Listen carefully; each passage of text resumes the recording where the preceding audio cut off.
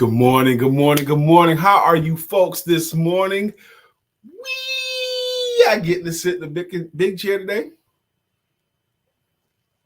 The pretty Lisa Santiago McNeill is out doing grandma stuff today. She's taking her grandson to the doctors.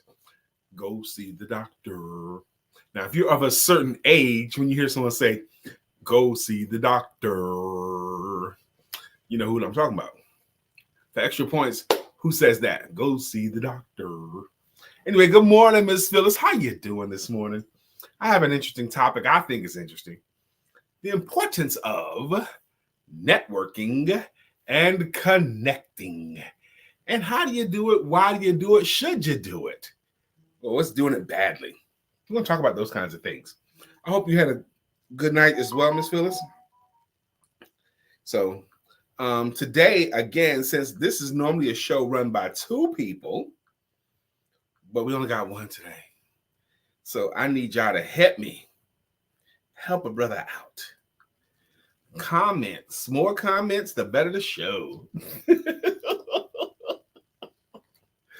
I am so looking forward to today. I hope you are too. You know, it's amazing what can get done when you're expect something good to happen. What can get done when you have a positive expectation of a desired outcome.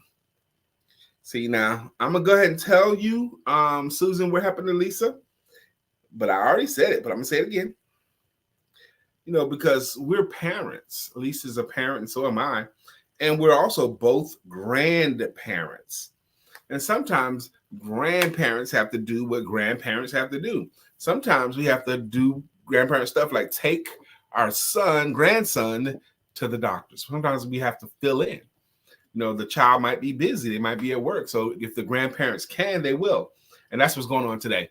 Lisa is taking her grandson to the doctors. Now, ultimately, my grandson too. She's taking him to the doctors today. Because you know we want to know. I get it. Yeah, of course, Sheila. Of all people, Sheila, you would want to know. I'm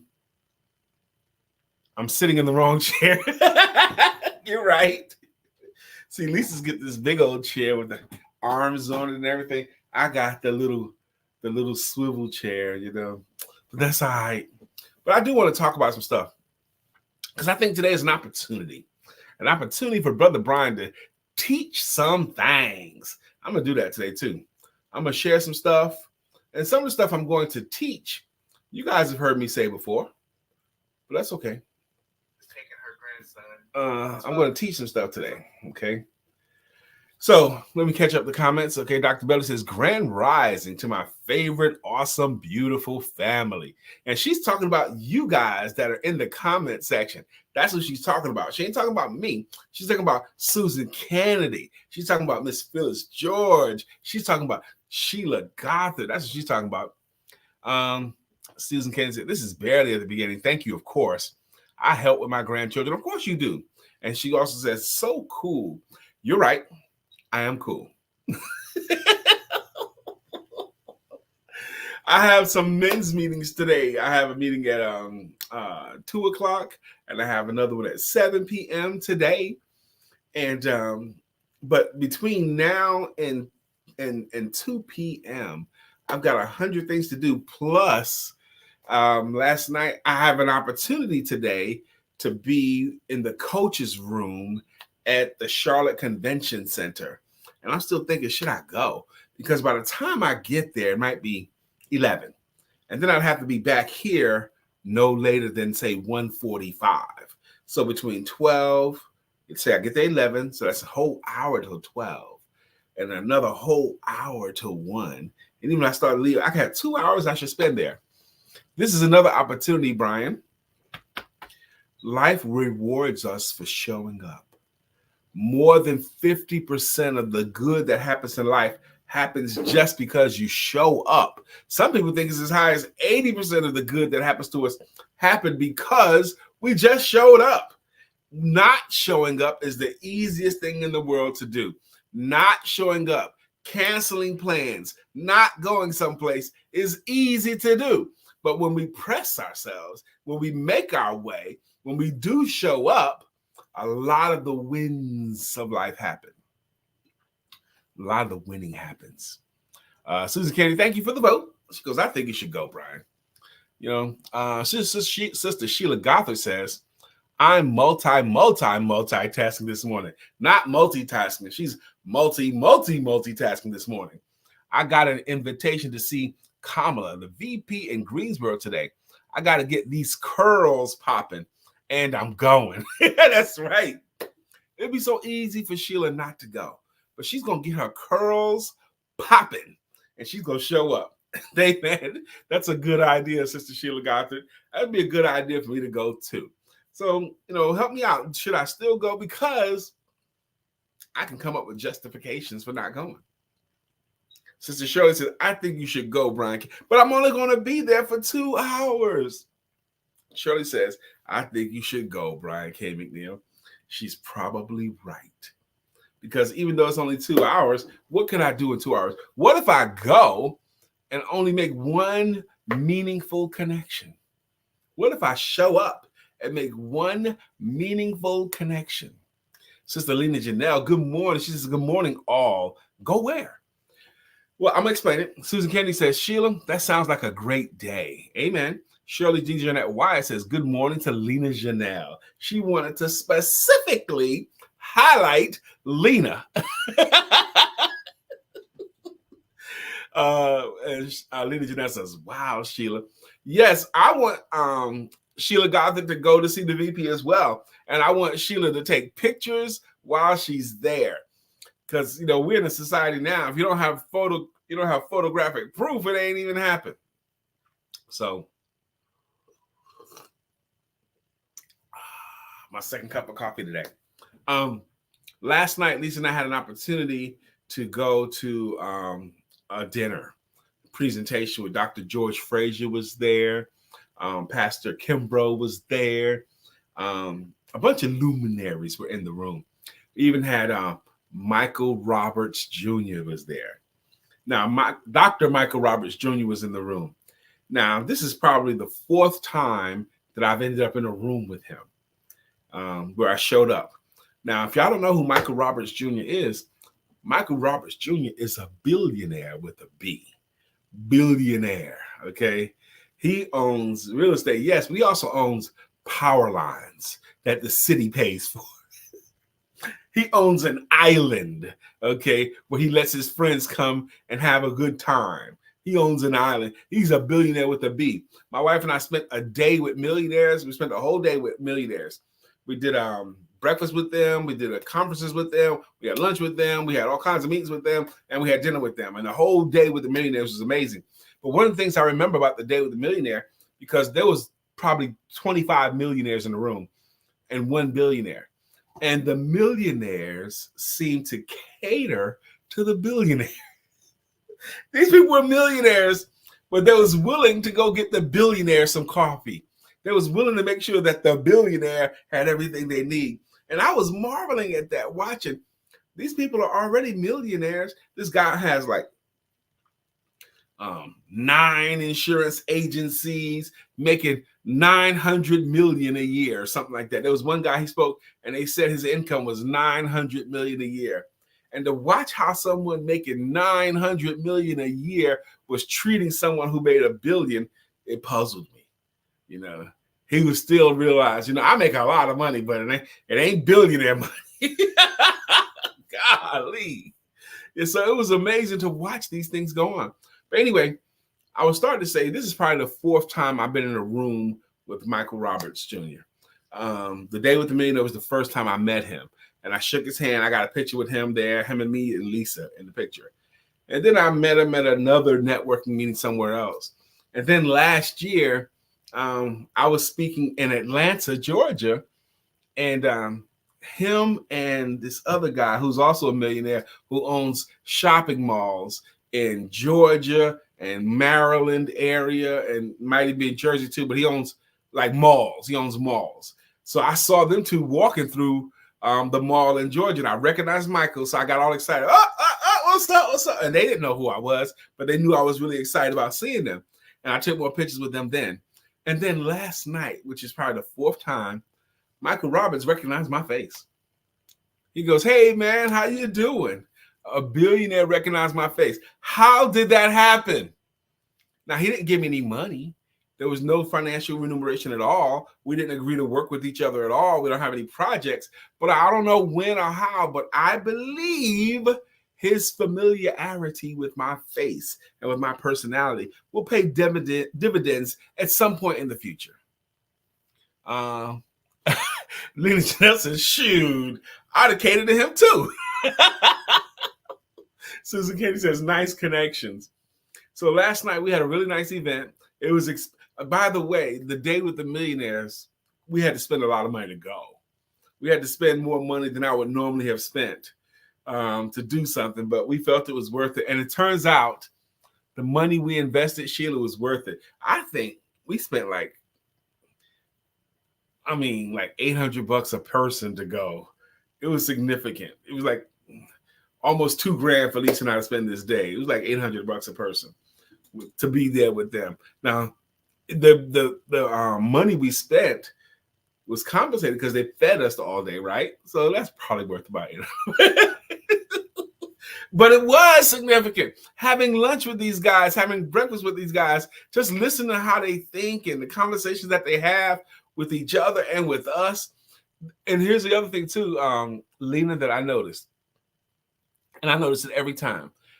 The billionaire, he seemed to be, I think I mentioned it in this room before, he seemed to be the most genuinely curious person there. He was interested in what other people was doing. He was curious. He was asking questions. He wanted to know what new technologies was out and how people was using them. He wanted to know what was going on, how people started businesses. He already know how to do it, but he wanted to know how people were doing it today. He seemed to ask more questions, and he seemed more genuinely curious than everybody else. You know, and if you didn't know that he was a billionaire, you couldn't tell by looking at him. Okay, other than the way he carried himself.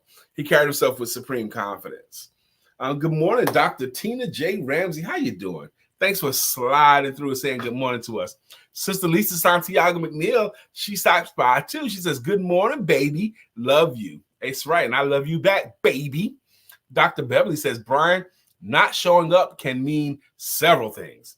Not showing up is a bit embarrassing, especially when people keep inviting you." Amen. There are some times in life not showing up means that others need to FIO, figure it out. Yeah, not showing up sometimes is an indicator as to how important you think a person or a thing is, or a person or an event is. You don't show up unless you may not have valued it that much. And it can be considered insulting. I've invited you to 3 things and you didn't show up. So I'm going to stop inviting you because you don't value what I invite you to. And when they stop inviting you to stuff, then you miss out. You miss out. It would have been so easy. I couldn't decide what I wanted to wear. I had brand new shoes that I wanted to break in. I had to decide that I want to break in the brand new shoes at this event. It was at Top Golf, which was a very nice place. I had never been there before, but it was in the big conference room at Top Golf. And it was right out where some bins where piers where people can drive. Okay, but it was very nice. Dr. Beverly also says, "Brian, you fit with the millionaires. You and Lisa can teach them some things." And you know what? You're right, Dr. Beverly. And some of the millionaires was genuinely, they was asking me questions about, they was asking Lisa questions about publishing, you know, all that kind of stuff. They were asking questions. Good morning, Sister Shaki Jones. She says, "Great morning, Brian." I am so grateful that you guys are willing to write something in the comment section, because without Lisa on my left, I need you guys to help the show go. Today, I'm talking about the importance of networking and connections. What do they mean? And then how do you do it? And why do you do it? And should you do it? That's what I want to know. Because it's poor networking too. And there's also good networking. But I started out with, and I'm having difficulty getting past this point, the value of just showing up. The value of showing up. I had this dilemma this morning. My wife ain't here. She's at the doctor's office with the grandbaby. Okay. I know this show is going to end around 10 a.m. And I know I have a meeting that's important to me that starts at 2 p.m. I also know that I have credentials where I could go to the Charlotte Convention Center today, which is a part of the Power Networking event, and be in a room of coaches, the coaches row, the coaches room. I could set up my table there. I could set up my books there, and I could stand there because when people come into the coaches, they got all kinds of coaches, and they don't have a sales coach in the room. They have the mindset coach there. They might have the marketing coach there, which you see all the time, but they don't have a sales coach there. So I'd be the only one. So I have to decide, do I want to end this broadcast, put on some clothes, drive 20 to 25 minutes into town, haul my books up to the table, set up the table decoratively, and then be nice and greet people and talk to them as they come. I know I'm only going to have about 2 hours there max before I have to shut it down and hustle back. So should I go? Should I even bother? Or should I just stay home, take those hours and just chill, do other projects? I got plenty of work I could be doing at home. I do. I got plenty of work I could be doing at home that's important to me to get done. But should I go? Should I stay? What should a brother do? Lisa said, CRM, Client Retention Management System. Let's go back up a little bit. Susan Kennedy says, how do you track or record your connections? CRM, that's what Lisa's responding to.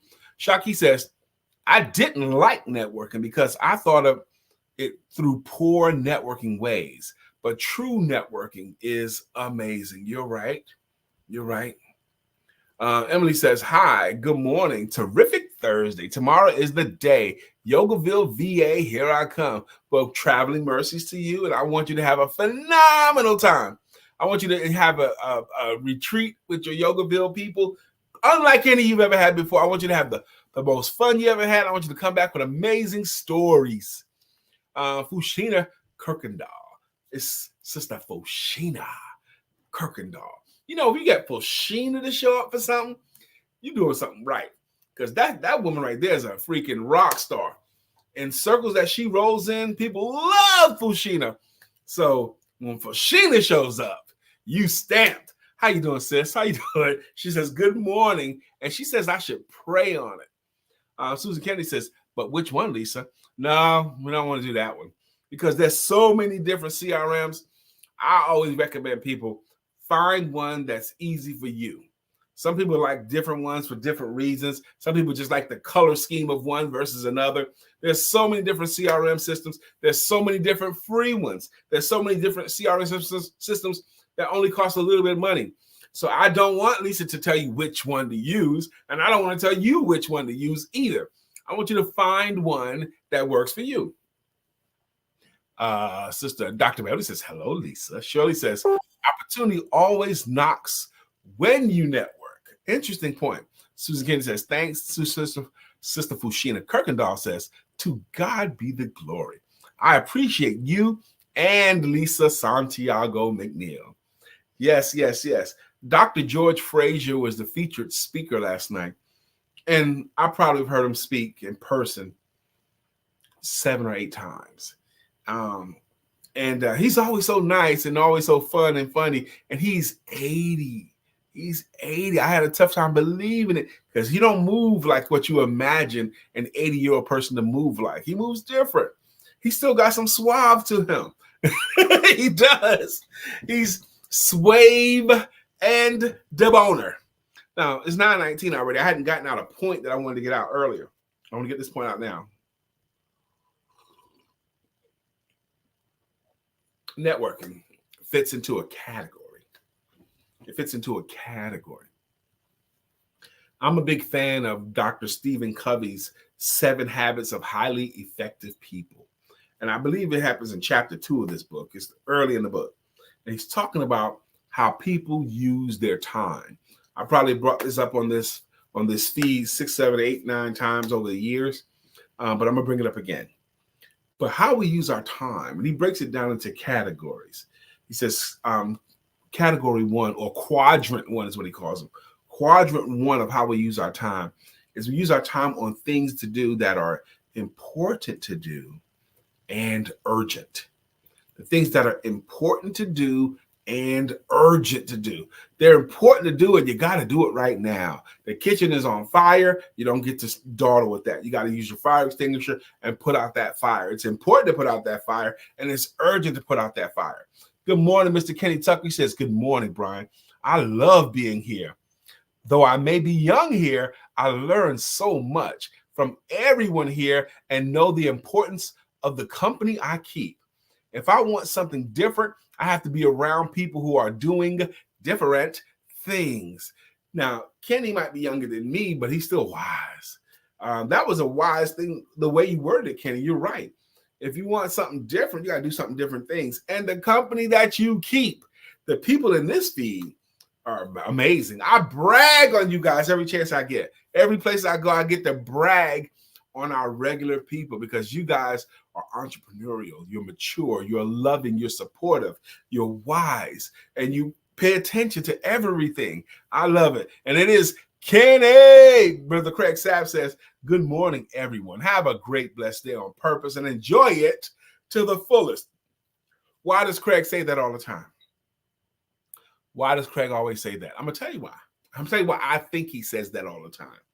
Because he's hopeful that someone will see him say this enough time that someone will get the message. Maybe one new person will get the message. He keeps bringing it out there. He says, good morning, everyone. Have a great, blessed day on purpose. That's what he says. He says, and enjoy it to the fullest. Now, that's one of those things you can hear that. See, I heard him. Yeah, I heard him. But sometimes you have to hear stuff enough times for it to permeate the blockages that we have around our heads, to permeate into the things that we let finally resonate into us. So good job, my brother Craig. Do what you do. That's a part of who he is.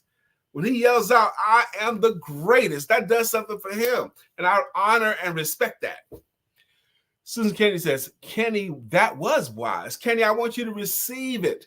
I said it and Susan said it too. That came out as wise, Kenny. That's something that time teaches you. What you said, young people don't know that because they don't have enough time yet. But when you talk about the company you keep, putting yourself in different surroundings, putting yourself in a place where you can be learning, I call that getting in the way of success. Get into the way of success. Get into the places where success is happening. So it has to happen around you and bring you with it. Get into the stream of success. That's why you go to events like that.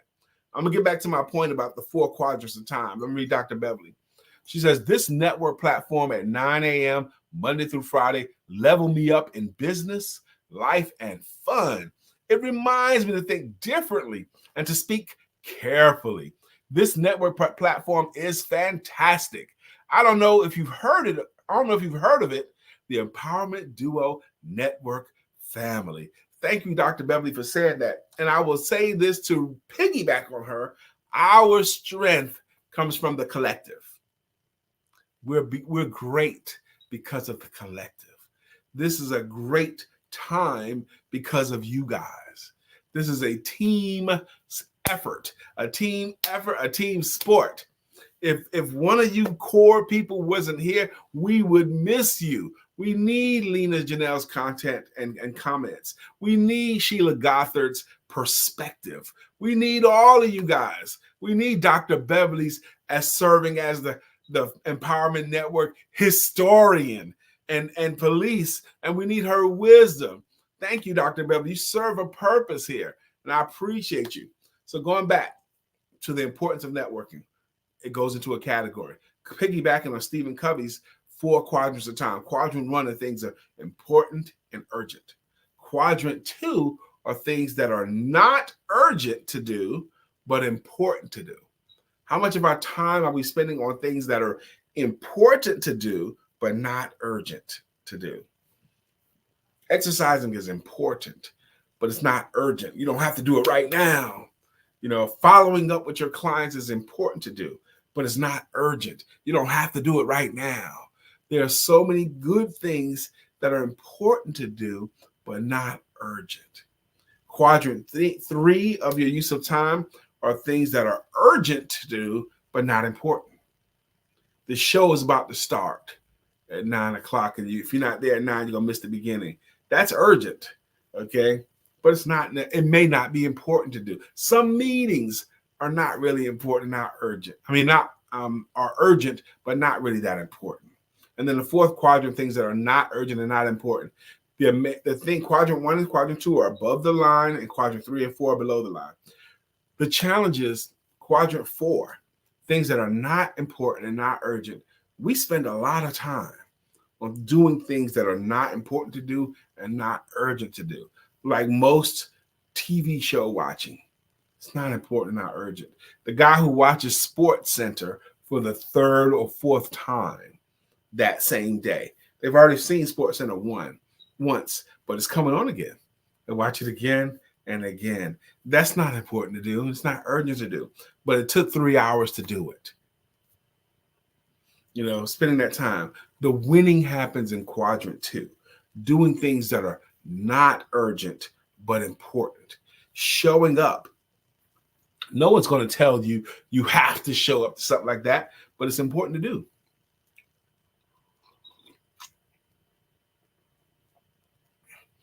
Lena Janelle says, the 4 quadrants of time. We'll look back over the Coveyisms again. Thank you. Last night when we came in, they had good goodie bags for everybody as you walked in. It had all kinds of cool stuff in it.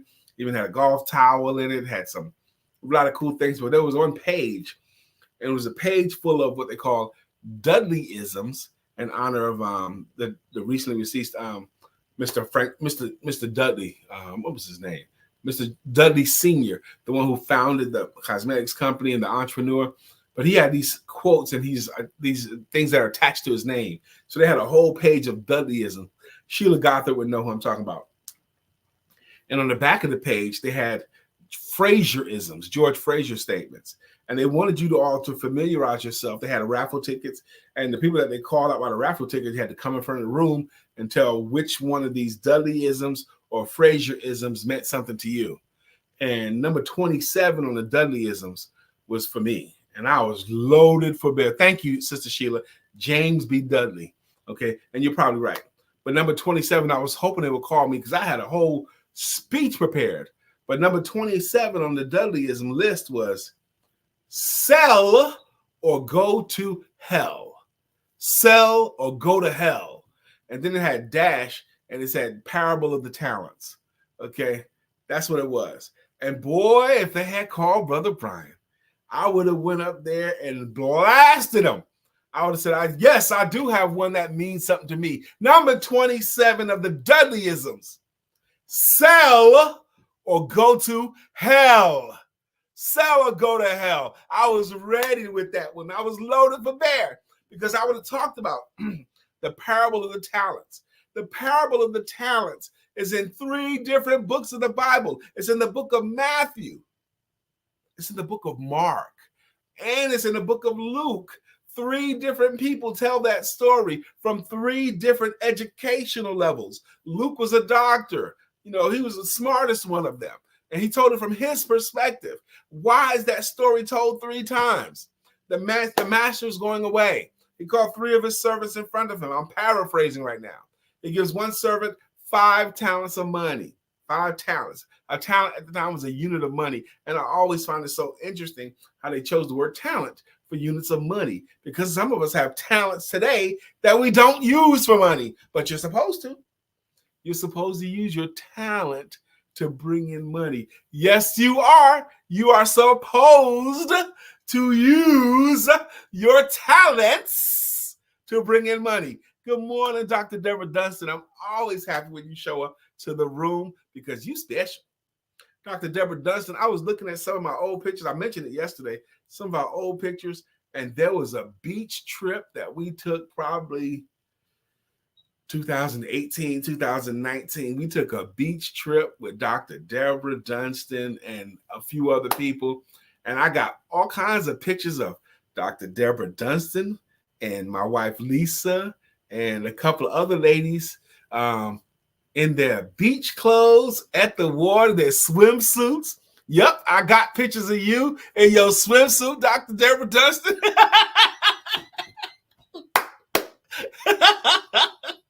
Along next to my wife. Yes, I do.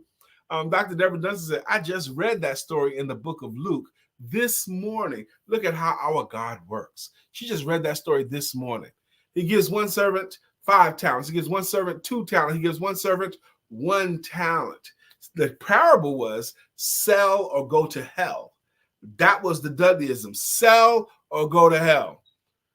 But he goes off, and they don't say how long, but he was gone for a long time. He comes back. The one he had given 5 talents to had took those talents, bought some things, sold some things, and had doubled the money and gave a report. I took your 5 talents. I've turned those 5 talents into 10 talents, and here they are.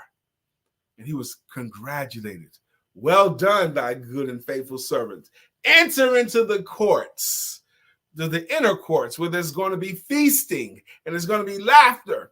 You've earned your way in where there's going to be feasting and laughter. The one he gave 2 talents, he bought some stuff, made some stuff, sold some stuff, and doubled his money. Well done, good and faithful servant. You've used your talent. You made more money. Welcome into the inner courts where there's going to be feasting and laughter. Come on in. The other one said, well, look, man, I know you're a tough guy. I know you don't tolerate nonsense.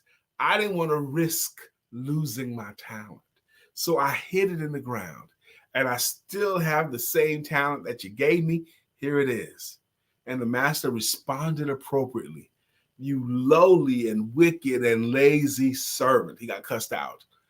Take that money that he has, give it to the one who has done some things with money. Take that little bit he has and give it to somebody who's done something with the talent. And he says, you get out. You are banished. You're going to be put into the outside courts where there's going to be weeping and gnashing of the teeth. Sell or go to hell. If they had called my number last night, that's what I was going to bring. I was going to bring it like that. I was going to bring it big like that too. Good morning, Nisi Hobson Douglas. Good morning. She says, good morning. Have a great day. And Nisi meant that. She wants you to really have a great day. Not have a great day. No, you, specifically you, have a great day, because that's who she is. That's the kind of person she is. That's the kind of personality she has. Dr. Beverly, thank you for the encouragement. She goes, Brian, you are doing a great job. Thank you very much, because I want to do a great job. Dr. Beverly, thank you again. That means something to me that you said so.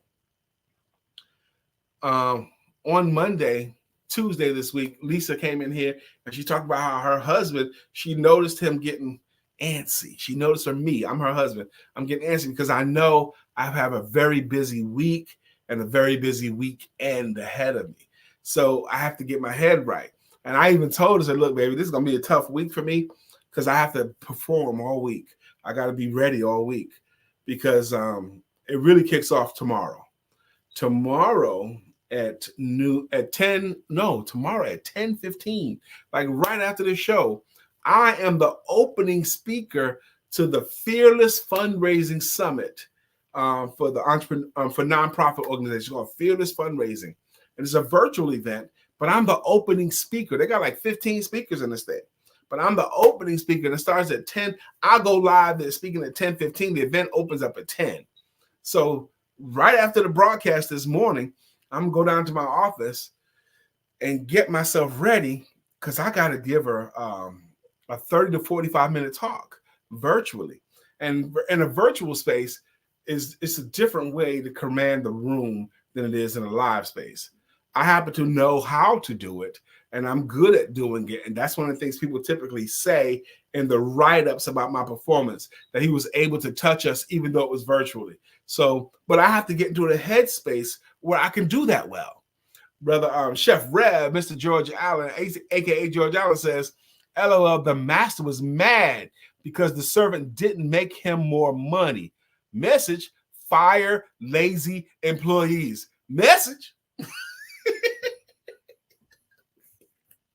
Message. If they don't make you more money, they're not an asset. They are what's called a liability. Now, in sales, I've been in sales since I was 23 and I'm 56 now. But sales are assets.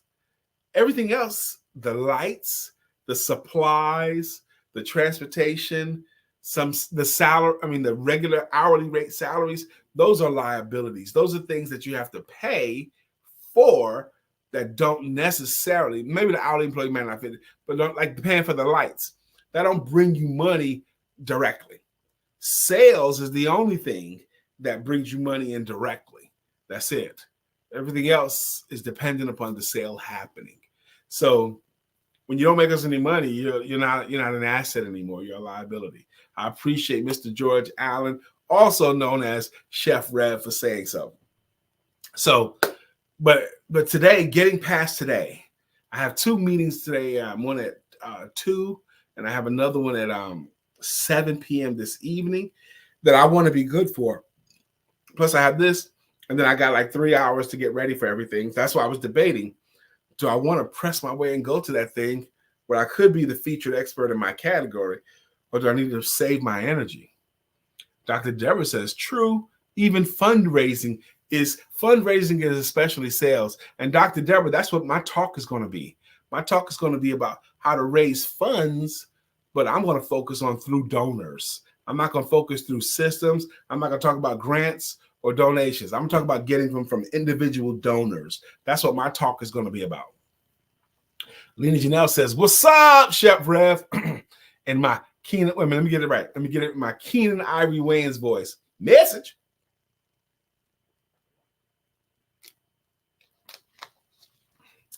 She says, I don't envy folks who have to fire others, but I understand it's necessary. In my adult life for 12 years, that's what I did. I hired and fired, trained and motivated. And I was so good at firing people. I would either give them the chair or I would give them the walk. That's my way of firing people. The chair is when I have them in my office and I have them sit down and I explain to them everything I have. You've done this, this, and this. You didn't do this, this, and this. You're doing this kind of thing right there. Now, if you were in my place, what would you do with someone like that on your staff? What would you do? They'd say, well, I'd fire them. I'd probably have to let them go. I probably wouldn't have kept them there longer. Most of the time when you give people the chair and ask them what they would do, they come up with a harsher punishment than what I would have suggested. I said, I would put them on they would say something. I'd put them on probation and say one more time or something like that. And a lot of times, whatever they come up with in the chair, I would go with, unless I've already said, I want to fire you. That's it. I had this one dude, Lena, because I used to do the sales meetings Monday through Friday for an hour, for 45 minutes to an hour, where I would talk sales before I let them out. Whatever I studied that morning, that's what the meeting was going to be about. And this one dude making no money. He was an Indian guy, and he even smelled like the Indian food all the time. It wasn't pleasant all the time. He smelled like those spicy Indian foods. And he wasn't producing. And I had to fire him. And he says, okay, I'll quit the company, but can I still come to the meetings because I really love the meetings? No, you can't come to the meetings if you don't work here. I says, no, you can't. But he asked me, okay, I don't have to work here, but can I still come to the meetings? No, you can't. So I'll either give them the chair or I'll give them the walk. I said, let's go take a walk. I want to talk about your work. I would walk them outside, around the building, down the block or whatever. But I would never let them back in the building. I would say, once I took them on a walk, I would say, well, look, you don't work here anymore. Anything you have in your car, that's mine. I'll take it with me. Anything that's in the building, I'll send to you. But you can't come back in my building anymore. You don't work anymore. That's what I would do. I would give them the walk or the chair. Dr. Deborah says, Brian, the year I went from sales to fundraising, I won an award for raising the most money from small, medium donors, $29.5 million in one campaign. Dr. Deborah, I've heard that about you before, and I love that story about you before. It doesn't surprise me a bit because you're a champion. You will do whatever the champions will do. Someone who wins an award for raising the most money. You don't do that by accident. No one does. No one wins sales contests and raise the most money by accident. The only people who can do that are people who are doing it on purpose. They're doing it for a specific reason. And it also highlights that she had some systems in place. You can get lucky and get a rich donor here and there, but you got to have some systems in place. So that I knew you were a champion. I expect that from you. And Dr. Deborah, she's the person not only developed some skills, she knows some stuff, she knows some systems that work, but she's willing to continually learn. She's willing to evolve her systems as the systems dictate. If it dictates you have to evolve, she's willing to do that. Dr. Deborah's one of these people, you could pluck her from this city, put her in that city, and she'll be prosperous there too, because the kind of person she is. Lena Janelle says, Brian, bragging about firing folks? I'm listening though. He smelled like curry, yeah. Falls out of a chair. Bless his heart. I get it though. I'm not bragging about firing them. I'm bragging about my systems that I use to fire them. Those are systems that I developed. I didn't just wake up. You know, I'm giving people the chair or the walk. It took me some time to develop those systems, Sister Lena. Sheila Gothard says, that's awesome. Pastor Alan George Johnson says, yes, Dr. Deborah is the ultimate good and faithful. Yes, she is. That's why I'm happy to call her my friend. I hope Dr. Deborah receives this because she's also a leader. Okay. I'm going to tell you why she's a leader. I'll tell you why I'm a leader. Consistency. Consistency. If people know what to expect from you, that's a leadership trait that they put on you. If you're consistent in your responses to things, if they'll say, that's why they can say things like, well, I know Dr. Deborah and she wouldn't do something like that. Okay. Or I know Sheila, there's no way Sheila would do something like that. If someone told me that Sheila Gothard was downtown in Daisy Dukes and cowboy boots with a cowboy hat and a crop top shirt on and she was twerking, I would not believe that because Sheila Gothard wouldn't do that. That's not who she is. So when you have a level of consistency where people can expect you to behave a certain way, that's a leadership trait. And here's the other thing about that. You can't fool people either. Who you are consistently. People can have an idea about you by the way you show up in life regularly. Regularly. A lot of you guys like Miss Phyllis have been on this broadcast for years. Miss Phyllis has been here all 8 years and into the 9th year. Dr. Deborah's been here at least 5 years, I think. Okay, Antonobi's been here for over a year. You know, Mr. George Allen has been here at least 2 years that I know of. Maybe longer than that, probably closer to 3. He's been popping through here. But all of you guys, after a while, you get an idea of Brian McNeill's personality. You get an idea of Lisa's personality because it's hard to fake the funk. You can fake the funk only for a short amount of time. After you get past that initial faking the funk, I'm this, I'm that, I'm so-and-so, all that kind of stuff. After you get past that, who you really are shows up. Dr. Earl Nightingale used to say that. He called it the thing you cannot hide. The thing you cannot hide. You cannot hide who you really are once you start talking. You can say whatever you want. You can try to perpetrate the fraud. But once you start talking, you can't hide who you really are. Mr. George Allen says, I got that. Antonobi, good morning. She says, good morning, family. You all have a blessed and productive day. Amen.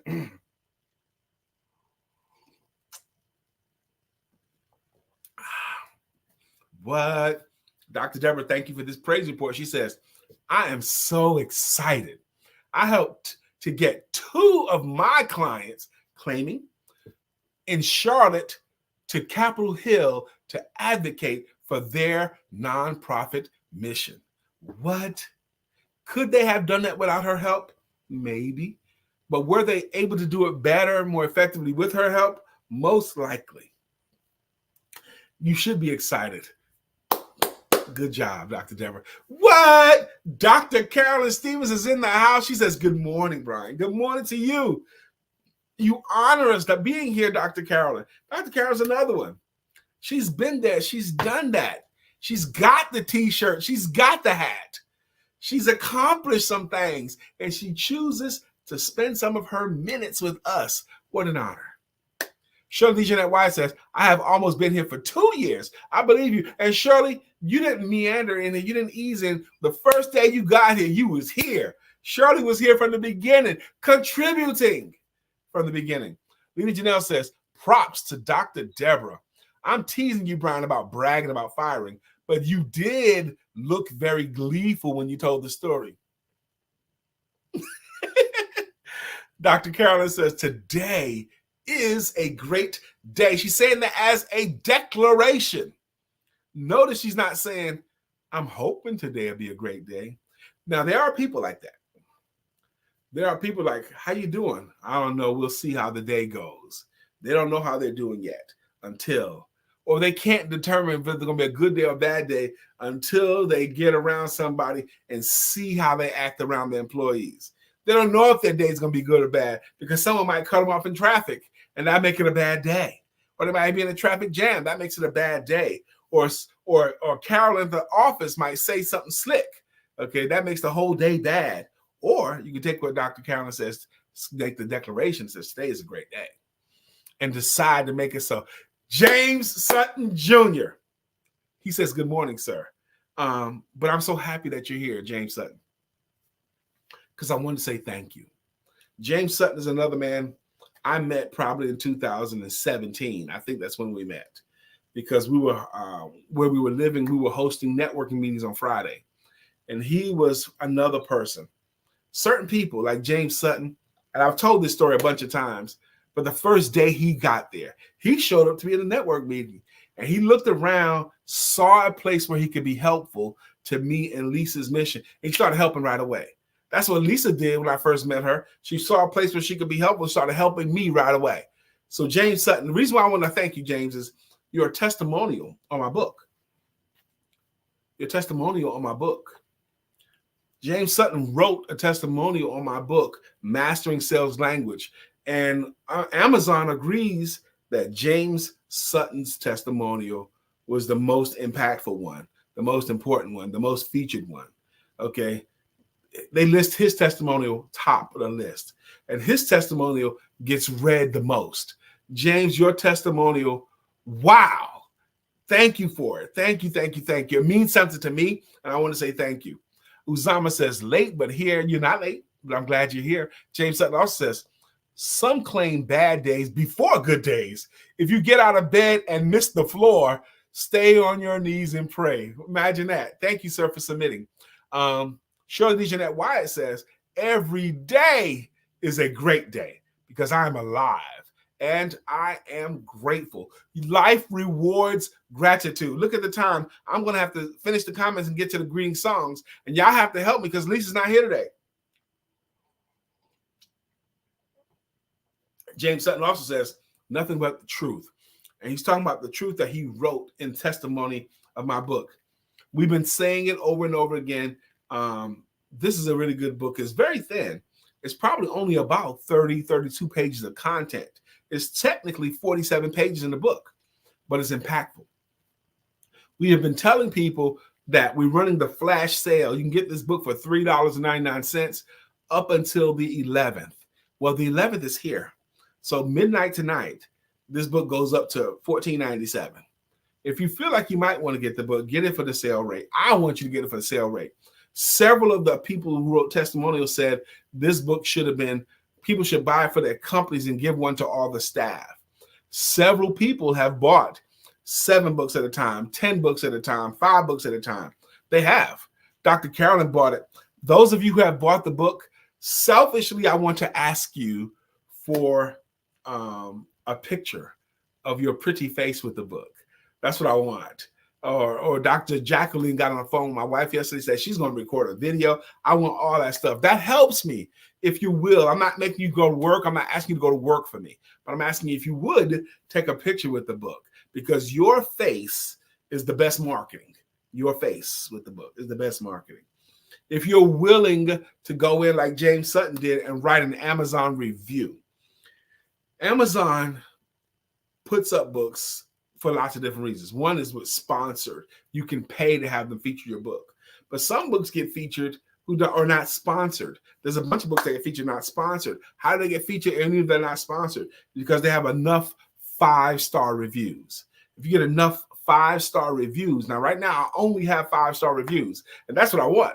But if you get a bunch of 5-star reviews, Amazon recognizes this person's getting a lot of 5-star reviews. We're going to start featuring the book because the book sells with 5-star reviews. So if you're willing to, those of you who have the book and you're willing to give me a 5-star review, please do so. I'm going to attempt to get to these greeting songs without Lisa here. It's 9:50. I should have started 8 minutes ago, but I'm going to do it now. I will submit the songs are better with Lisa here. So let me give it a shot. And I might run a little bit late, but I'm going to try. Miss Phyllis has a logo. Miss Phyllis is here. So clear the way. Miss Phyllis is here. Now we can all have a great day. Good morning, Miss Phyllis. I missed Jay Mattier this morning. But Jay Mattier has, good morning to you, sir. And he has a greeting logo, and it goes, get ready. Get ready. Oh, get ready. Get ready, because here Jay comes. Get ready, because here Jay comes. Get ready, because here Jay comes. That's his song, greeting song for Jay Mattier. Susan Kennedy has a song too. Susan, you're everything I hope for. You're everything I need. You are so beautiful to me. I just decided I'm not going to try to hustle to the Charlotte Convention Center and hustle back because I have to manage my energy too. And you can't be all things to all people. I can't show up to that church every time the door is open. Every opportunity I can't take. So in preservation of my energy levels, I'm not going to try to hustle there and hustle back. Not going to do it. Not today. I show up for a lot of stuff, but I'm not going to do that. Sheila Gothard has a song. It goes, Sheila, Sheila, storms are brewing in her eyes. Oh, that's Sheila Gothard's jam. Dr. Beverly has a logo, and it goes, Dr. Beverly is on the show, and good morning to you and the rest of your crew. That's Dr. Beverly's jam right there, logo right there. Shirley DeJohnette, Wyatt will rock you, rock you. Shirley DeJohnette, Wyatt will rock you, rock you. That's Shirley's jam. Lena Janelle has a jam too, and it goes, Lena Janelle, baby, but gets high off her art, don't know how to behave. Ooh, that's Lena Janelle's greeting logo, greeting song. I got Susan, got that, got Dr. Beverly. Shocky, guess who's back again. Shocky's back. Tell a friend. Shocky's back. Shocky's back.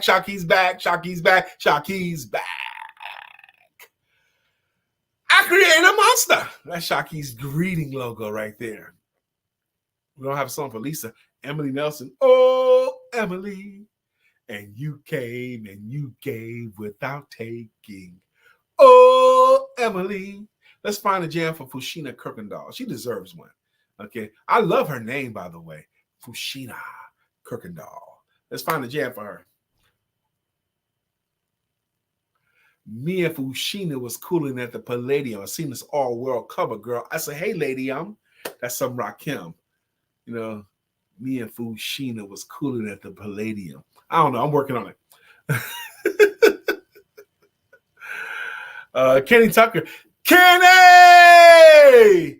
Tucker was the name that they gave me. Kenny Tucker was the name that they gave me. Kenny, I'm going to be in a men's meeting where I'm going to be at a panel discussion tonight with some men at 7. I got invited to be a part of it's not mine, it's someone else's, but they invited me. And they invited me in such a nice way, too, by the way. These guys that invited me to be on, they were really, really nice. Because, Brian, we see you. You're inspirational. You're so this and that. Would you come and share with the men? They were just so nice in their approach. I said, okay, what time? I appreciated that. Let's see. Dr. Deborah. Dr. Deborah, nonprofit. Wait a minute. Dr. Deborah, nonprofit healing and manifestation coach. Mm-hmm. Now, I never sing the Dr. Deborah song, so I hope I did it right. Niecy does it. Do it, Niecy. Push up on that cutie and let her squeeze me. That's the best I got right now. George Allen, also known as Chef Rev. Why must I cook like that? Why not hire Chef Rev? He puts the good food in me. Not. That's Chef Rev's jam right there. Lena Janelle sent us a message that says Chef Rev's jam is a bop. Antanobi, this is one that we can all participate in. Put on your Nigerian voice accent. Sit up straight in your chair. Take a lot of air into your body. And say it with me now. Thank you, Antanobi. I got to get out of here. I'm running late. But I'm going to finish the games. Dr. Carolyn, she lets us call her Dr. C. We got a jam for her, too. It goes, Dr. C makes you sure of yourself. She'll have you walking like you've got the only loving left. That's how cool she is. James Sutton, my man. Thank you for coming through, James. Here's another one. Y'all learned what the things that why has James Sutton been the president of 3 different universities? How you going to do that? Be a president of one college university, end up being the president of another one and another one. How you going to do that? What kind of person can be president of 3 different universities? A person like James Sutton can. I'm telling y'all, Lisa and I have the coolest friends. We do. I think I got everyone's jam. Let me see here. Cynthia B. Moore. More. Cynthia B. Moore. Cynthia B. Moore. More. Cynthia B. Moore. Cynthia B. Moore. That's right. Remind me, sister. Keep me straight. All right. Lena Janelle says, Brian, you're doing great. Considering you don't have Lisa to help today, I like how you flipped that Fushina rap. Yes, me and Fushina was cooling at the Palladium. Rakim's my favorite all-time rapper. Sheila Goff says, fun fact, I have Kirkendalls in my family. Aren't we all? They will be in Greensboro for family reunion. Uh-oh. So it might be Fushina might show up. Dr. Davis says, good job, Brian. Thank you. Shirley Legionette White says, awesome job. Brian K. McNeill, thank you. And Lena Janelle says, Craig Mack Uzama. Oh, I forgot. Uzama. Bitcoin King. He's the Bitcoin King. Uzama. Bitcoin King. He's the Bitcoin King. Uzama. And Craig, thank you, Lena. Craig Saab, 1,000 degrees. You'll be on your knees and you'll be burning, begging, please. Brother Freeze, Craig, let me borrow your VCR so I can dub a tape. I got to go. We're running late. So anyway, I want to say thank you for helping me to get through this day in honor of my beautiful wife who's part of the empowerment duo, the better part of me in this marriage. Don't forget to have sex.